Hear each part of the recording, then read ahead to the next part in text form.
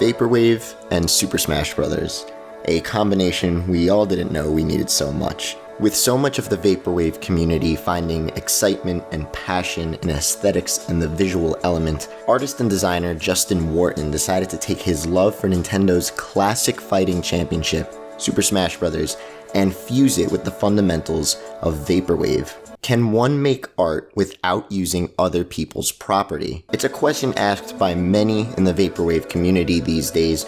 Are we betraying the fundamentals of Vaporwave craft by adding our own assets to the table, or could it be justified?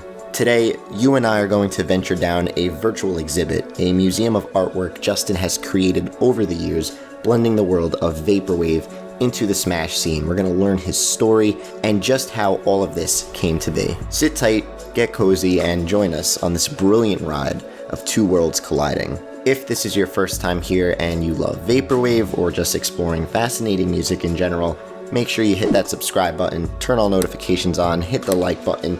You know the deal. It's a pleasure having you here, and I cannot wait to see you again in the next video.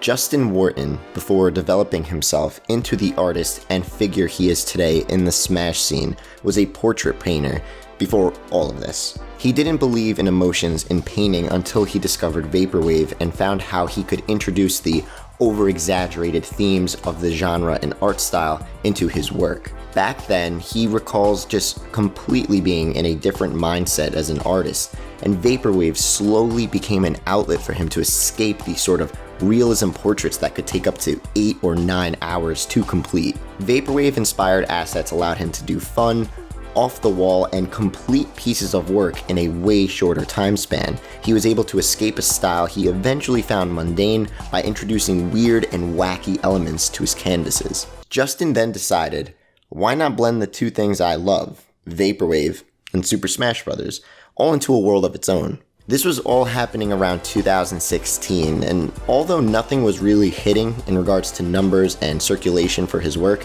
it would only be a matter of time until he released his first piece of Vaporwave-inspired Smash work that really started to set things off for him. Around 2017, Justin painted a Captain Falcon piece in the Vaporwave style that he decided, I'm going to push this as much as I can. He knew the concept of Vaporwave and Smash had to click for others, just like it did for him. After seeing some success from this piece due to his ambition to have it discovered, he tasked himself to paint all 26 characters in a month. Locking himself in a room and dedicating his craft to the endgame, Justin was pumping out work at a rapid pace. He found that painting Vaporwave allowed him to move faster than ever before and express emotions he was never able to do in his previous works. As many of you know, a big draw for the Super Smash scene is the tournaments, and as the community grew over the years, these tournaments were becoming more and more frequent to quench the ever-growing player pool. This was an opportunity Justin knew he would have to take advantage of, and after completing the 26 Vaporwave-inspired character designs, he went to his first tournament with what he recalls like $25 to my name and a plane ticket back home. It ended up being a huge success. People loved his work. A niche little corner Justin nestled himself into, a golden ticket between two worlds of passionate fan bases. If you love Vaporwave, I'm sure you also have a home in your heart for a 4-player game of Super Smash Bros. And if you're a Smash fan, it's pretty likely you've discovered albums like Floral Shop, Palm Mall, Birth of a New Day as you ventured the internet over the years. After 6 months from his first tournament, Justin was able to quit his day job and sink more time into his craft. He found himself spiraling down all of the subgenres the Vaporwave world had to offer, all funneling this energy to stretch his source material into other parts of the Smash world. He eventually started painting players and doing sponsored work for esports and other very notable teams.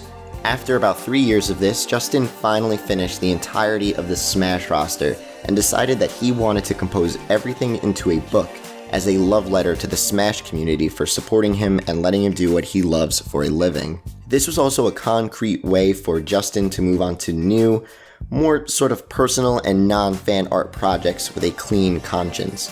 And yeah, that didn't make it too far for him because he would shortly return and form the Meleewave Reimagined project, 29 artists from varying skill levels coming together to recreate the Melee selection screen in their own unique take on Vaporwave. I'll also leave a link to that project in the description below if you're interested in checking it out. I was lucky enough to have Justin send me a copy of that book, his greatest work to date, a hardcover printed at a very limited amount showcasing over 100 of his illustrations all in one place for the first time. As a Vaporwave fan, this is an incredible piece to have. Everything is printed in wonderful high resolution and explodes in color upon every turn of the page. From characters to levels to even items, every avenue of the Super Smash Bros. World and meta is explored in a painstaking fashion, and you can find yourself getting lost in the world of this book for hours. Every page has a world waiting for you. Justin likes to think of this thing as a tangible way for him to be remembered. The internet could crash and go down forever, he says, but now there is a physical item of his that can always exist. Around 50 to 100 of these books were made, with around 20 of them left, and he hopes he was able to share his passion with others out there who also love Super Smash and Vaporwave. And hey, I gotta say, I think he's done a pretty damn good job. Wanna hear something cool? Justin also did the album artwork for Tupperwave's Koala Corp, and as he continues his growth as an artist, he's excited to venture down any road or opportunity he finds waiting for him. I want to use the rest of this video as a virtual art exhibit, an opportunity for you to soak your eyes in his work and for me to shut up and just join you. The music you have been hearing in the background of this video is the beautiful new release from South Carolina producer Fake Fever. The album is called Surrogate, and I highly recommend you go check it out when you get a chance. I'll leave a link to that below as well, and just links to everything in this video, from Justin's artwork to the Meleewave project. Everything's in the description, so go check it out. And now, sit back, relax, and let's enjoy the waves.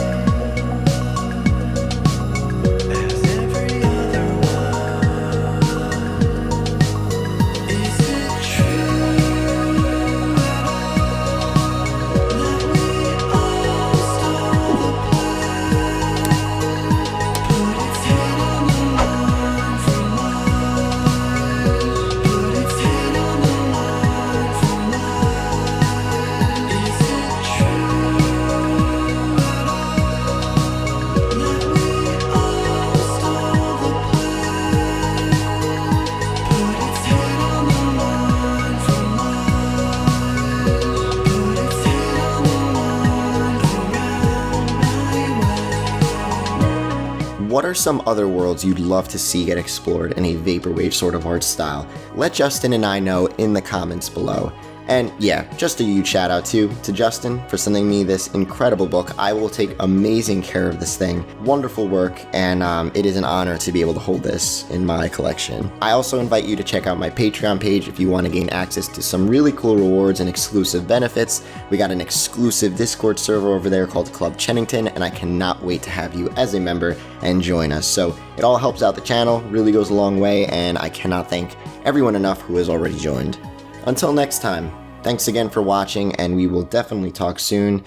I cannot wait to have you back for my next video. Much love, your boy, Pad Chennington.